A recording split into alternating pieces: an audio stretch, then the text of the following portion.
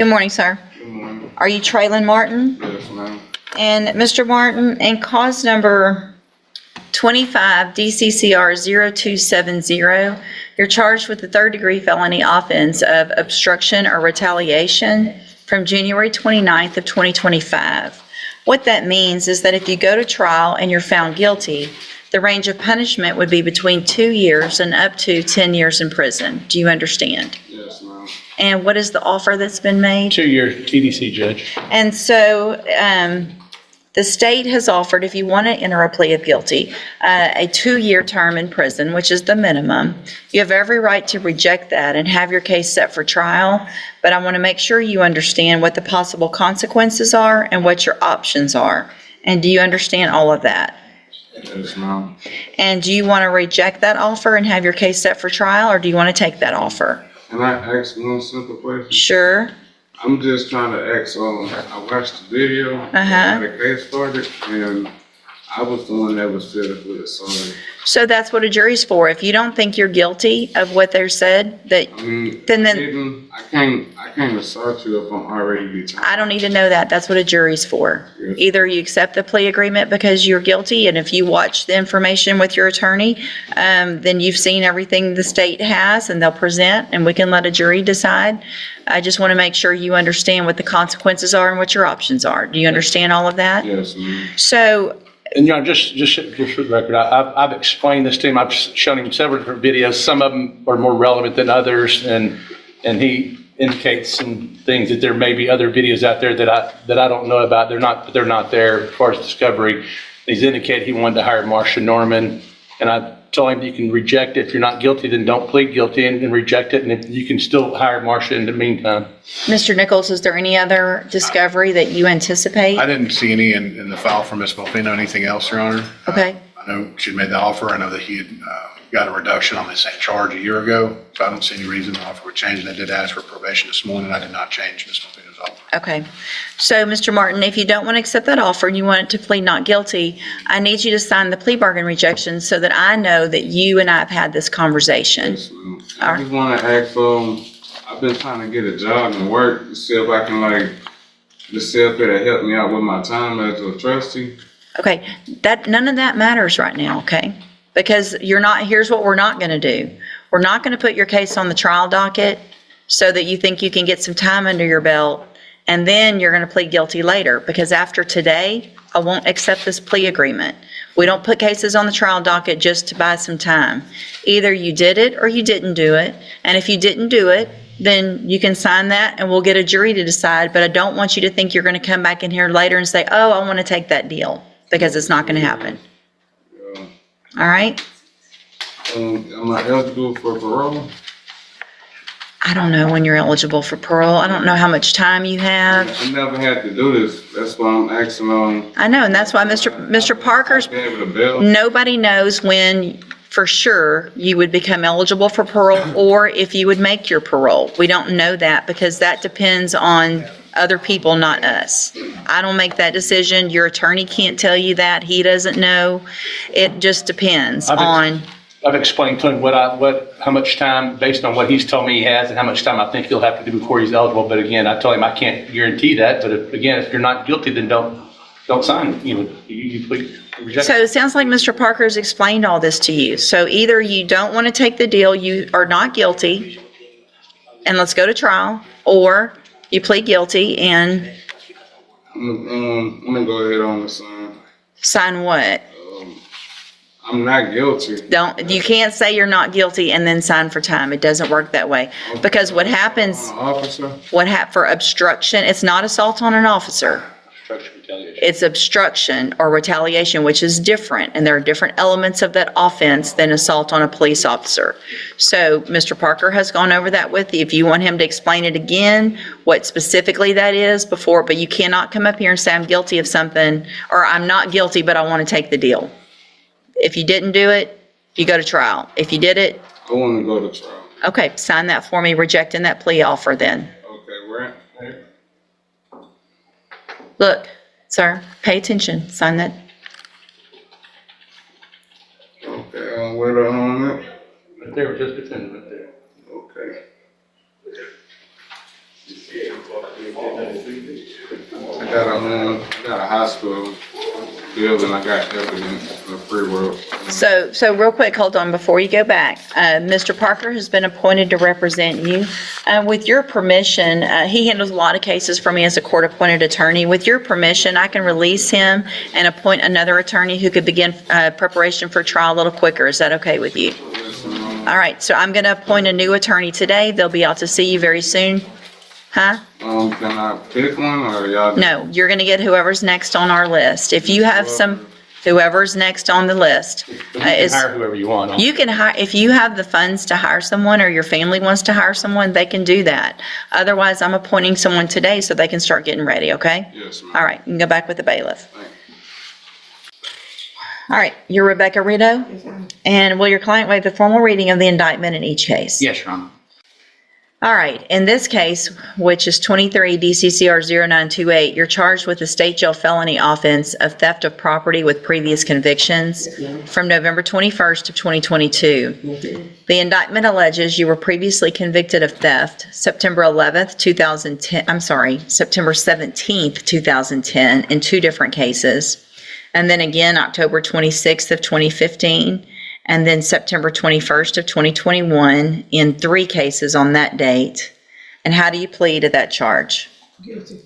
Are you pleading guilty freely and voluntarily? Yes, ma'am. And are all those prior offenses and convictions true? Yes, ma'am. And then finally, in cause number 24 DCCR 1925, you're also charged with the state jail felony offense of theft of property with previous convictions. This is from June 13th of 2024. It alleges those same prior convictions of theft. And how do you plead to that charge? Guilty. Again, are you pleading guilty freely and voluntarily? Yes, ma'am. And because you actually did what they've charged you with? Yes, ma'am. In each of those four cases, I have here on the computer some documents that have your signature on them that the state has marked as exhibit number 1. Before you signed these, did you go over them with Mr. Wilkerson? Yes, ma'am. And do you fully understand them? Yes, ma'am.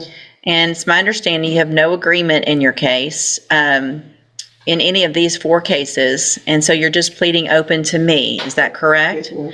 I want to make sure you understand your cases are set for trial. To begin with jury selection next week, you have an absolute right to have a jury come in and decide if you're guilty or not, and then to decide what the punishment is if they find you guilty. If we go forward this way, you're leaving that up to me, and is that what you want to Yes, do? ma'am. Sorry to interrupt, Judge. The state has filed a motion to accumulate, and we will be asking the court to accumulate those cases to the extent the law allows. Okay, because they're all different offense dates, correct? Or at least, Some of them are, Judge. I think they are, nope, they're all different offense dates. So we will be moving or asking the court to accumulate those. And have you gone over that with your client? Yes, Your Honor. She's aware that the state's asking for the charges to be stacked. I guess part of my issue with this is, let's say I do something that Ms. Rito doesn't like, and then she has the ability to appeal, and I don't guess there's really an appealable matter, but you never know. I don't want to waste a bunch of time and then us be coming right back here, but And Judge, I've looked for the path of least resistance to resolve these cases. We are in the situation we're in because it's defendant. no, I don't disagree. She. Well, we'll get where we get. All right, so you understand that I can give you anything from probation up to 24 months, up to 2 years on each of these cases, Yes, ma'am. and I can stack those sentences on top of each other. Do you understand that as well? Yes, ma'am. And you want to go forward with these pleas and get the sentencing on these done. Is that correct? Yes, ma'am. Okay. In addition, Your Honor, my client has asked, and I know the response to the court given the prior answer, but I am required to ask that the court, she's asking the court waive pre-sentence investigation on these and proceed with sentencing. She also would like to be released for her, I believe it's daughter's And graduation. on Saturday from Westbrook. State's opposed to that, Judge. No, that's not happening. No. All right. And I'm definitely not going to waive the pre-sentence report because I want to make sure that it's just the ones, if there's any other history, obviously there's a substantial amount of history, and so I want all of the information. So we will get a pre-sentence report done in all of the cases, and I'm not doing anything with the bond other than potentially raising it to make sure that we're where we need to be when we need to be. So, that being said, do you also understand, if you're not a U.S. citizen, that a plea of guilty or no contest may result in your deportation, exclusion from admission to the country, or denial of naturalization under federal law? State tenders number 1 in each of those cases. No objection. It's admitted in each of those cases. Is there any evidence that Ms. Rideau is not competent? No, Your Honor. All right, ma'am, I'm going to find that you entered your pleas of guilty and true in each of these cases freely and voluntarily. Find that you're mentally competent and you understand the nature and the consequences of your plea.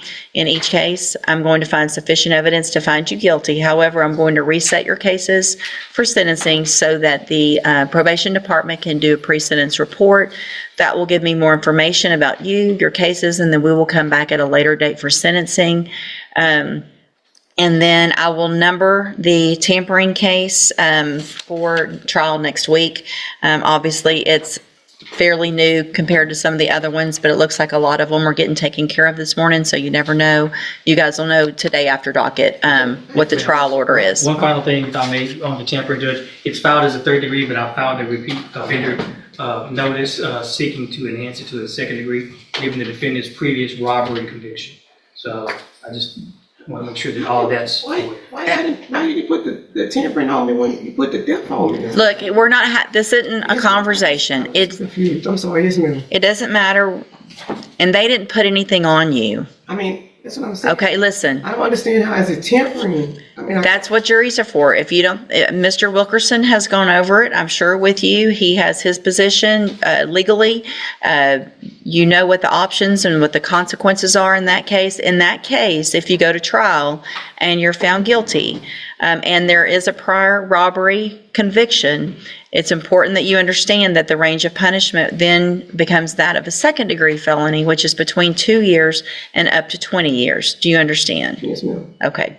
And so I will number that case for trial for next week. All right? You can go back with the bailiff. Thank you, Judge. Thank you. I'll let y'all know as soon as docket's done what the trial order is. Thank you, Your Honor. Yes, sir. All right, this is cause number 1830854. And sir, you're Juan Sanchez? Yes. And so we're here today on a motion to compel. And before we get into a whole lot, I've done a lot of my own research and looking at all of this. And a couple of things. One, I don't believe the subpoena ducis tecum was the proper way to try to get the information. Ducis tecum is an order to get somebody to bring something to a set hearing. So but we didn't have a set hearing, and they weren't ordered to give it to at a set time for a hearing. So under the rules that have to do with subpoena ducis tecum, I don't know that that was the proper way. I do think you're entitled to some of that information as a defense attorney. If we're going to base decisions on, if I'm going to base decisions on things that probation have in their file and that they're just going to tell us, I do believe that you are entitled to some of that information. I think the proper way to do it would be to make that request through the district attorney's office for discovery. And then for you, Mr. Nichols, to make those requests. And then I would approve you guys giving whatever records are requested within reason. If you have, I don't know what would necessarily be any type of work product that would not be discoverable, but if you think that there's something that is particularly not discoverable, let Mr. Nichols know that. Mr. Nichols let me know that. Then we could worry about maybe a motion to compel and whether or not I think those things are or are not. But lab results, testing, money owed, all of those types of things, I think are probably discoverable and something that Mr. Franklin needs. I just don't think this was the. I agree, Judge. Any of the things that pertain to, well, I do think it's discoverable. In this case, it's all allegations on the motion are based on arrest out of county. And so his attendance record and all that, I don't know why we're subpoenaing the entire probation file when it's not even part of the allegations for the motion. May I respond, Your Honor? Well, let him finish, yes. He did subpoena Wharton County records, so a representative from probation down there came in today for this hearing. I have no problem with getting him all that stuff. A lot of it's not in my possession. The out-of-county offense reports and things like that, I don't have yet. I would have them if we move towards a hearing where I prove up those allegations, then of course will be provided beforehand. And again, I don't think he's not entitled to have all that stuff. So Sure. I kind of agree with you. I don't know the subpoena directly to those agencies was the proper way to do this. And Mr. Franklin did make just a standard discovery request at the onset of his involvement, which was early May. I don't have anything really responsive to that at this point. Okay. So obviously, if it's based on a new offense out of another county, that's something you'll need to work towards getting and get that to Mr. Franklin. And so that needs to take place as quickly as possible. Let me look at the motion itself. Because I don't know, I guess, Mr. Franklin, if there's not an allegation in the motion to revoke with regard to certain administrative violations and there isn't an allegation, then why would you, what is your argument that would be relevant or discoverable? Your Honor, my client is wanting to stay on probation, and the court may take into consideration his performance while on probation, including his payments, his report, and everything else. So as part of determining the motion to revoke, it is relevant to look at his performance while on probation, particularly when he is requesting to stay on it. And he's been on probation nearly 6 years, I think over 5.5 years, nearly 6 years. And that performance will be helpful in determining or mitigating whether he stays on probation or if the court decides that he goes off of probation, and perhaps mitigating any potential sentence. Okay. And I don't disagree. So, again, though, I think the way to do it would be to make that request. I mean, and I don't know what conversations y'all have had, but make the request. I think coming at it aggressively might not be the way to do it. Sometimes you get more with honey than otherwise. So make the request to Mr. Nichols. If he says no, then let's go through what we need to go through. But let's try to do this amenably. The ducis tecum is not the way to do it unless it's set for a hearing. That's just the rules of evidence. And Yes, Your so Honor. that's not the way we're going to do the it. ducis tecum was set for the day that it was initially set for a hearing, and it did specify that date for the hearing, I believe. And we ended up moving the hearing date because of conflict. And Judge, I'd ask Ms. LeBeau to go ahead and get everything together to turn over. I mean, yeah. There was something that the court was ordering her not to turn over. I don't think on this list that there are, I mean, is there anything that y'all specifically had an issue with? Ms. LeBeau, or do you have any concerns you want If there's, to make the court aware of? Your Honor, just with the clarification of our departmental chronologicals, which include anything that pertains to the case that happens, chrono telephone calls, auto-generated appointments, reminders, office visits, drug tests, anything that we enter into the system.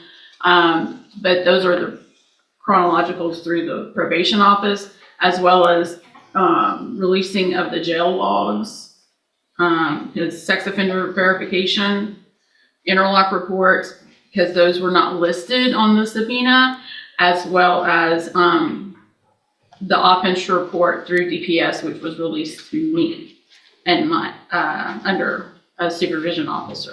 So just to clarify, as to those items specifically being released that were not listed with the exception of the offense report. Your Honor, we don't have to list those. We filed a 3914 discovery request. This was belt and suspenders because we didn't get any of the information relating to probation in our 3914 motion originally. I would also note that the chronologicals. well, and these aren't, the reason you didn't get any of those is because those aren't his, they're theirs. And so they're not, I don't think Mr. Nichols has the ability legally to make probation give them those. I think once we talk it out, though, I think whatever Mr. Nichols, y'all get together, obviously offense report. If y'all have the offense report and you don't even have it, then you need to get, I mean, that's great. Everybody can get the information in an amenable way. So let's do that. Y'all sit down. I want everything that you have that is, I don't know that there's anything I can think of that would be Unless, I mean, I guess Not- notes may be work product, but I'm not real. That's what I'm thinking about, but it's not really attorney's notes, and so I don't know that that would I be would an object to issue. that, Your Honor, on the grounds that it's not attorney work product. It is merely work product of an employee, and it is discoverable and relevant to the case. And that's what I just said. You seem very frustrated, and I'm not sure why. I don't know. I'm confused by if there's pushback at all on any request for a 3914 discovery when he's constitutionally allowed to access those files. It should just be produced by probation without a fight. And we got a letter anticipatorily repudiating any production of discovery, and we had to file a motion to compel to that effect. Well, that is alarming to me that we would have to even compel anything under 3914. this is not something that a lot of attorneys have done in our cases. And so if there is something, if you'll sit around and watch today how everybody gets along, hold on. Yes, And the last thing you want to do is talk over me. yes, Your Honor. So I'm sitting here saying that I agree with you, and you're still being argumentative, even towards me. And that's not going to get you anywhere. Hold on. Being argumentative with Mr. Nichols isn't going to help Mr. Sanchez. Being argumentative with these ladies isn't going to get you anywhere. I agree that you're entitled to this information. I just think there's a better, less argumentative, defensive way to do it. They were told to do what they were told to do because their understanding of the law is what it is. So I don't disagree that we needed to all get together, but it just needs to be taken down a notch. So I want the stuff turned over to Mr. Nichols, and then Mr. Nichols will turn it over as discovery. I'm not going to have probation start turning it over to the individual attorneys in cases, because I think the proper way to make sure it's in the portal, that everybody knows what the discovery is that they've received, so that it's electronic when you sign your any type of documentation, whether it's at a hearing or a plea or a trial of what you've discovered, that it goes through that portal so everybody knows what everybody's got. So y'all get it to Mr. Nichols. Mr. Nichols will put it in the portal, and then you will get it. Once you get that, if there's something that you think is not there, then contact us. We'll have a hearing if necessary. Contact Mr. Nichols. Hey, what about this? If it exists and he says no, then let's have a hearing about it. Okay? So y'all get that done, and then we'll reset the case for just an announcement in what, couple weeks or so? Fine with that? Yeah, that should be fine, Judge. We'll be able Okay. to get everything scanned in and provided through the portal. Perfect, thank you. All right, y'all are all excused. Be needed? I'm sorry? No, ma'am. If you'll just get what you need to Mr. Nichols, unless you are personally subpoenaed to be here for a hearing. Now, and on that date, we won't have a hearing on that date. So if we come in and there's pleas of not true, and we're going to have a hearing, we can come in on that date, enter pleas of not true or true to certain allegations. Then we would reset it for a court date. And at that point, if you need to be here, let her know. If you need a subpoena, then you can get a subpoena. If you just need us to let you know you need to be here, then we can do it informally. You just let us know, or let Mr. Franklin or Mr. Nichols know what your employer will require for you to be here for an actual hearing. Okay? Good? Yes, Your Honor. Thank All right. Thank you, y'all. Thank you. And that's how it all went down inside that courtroom.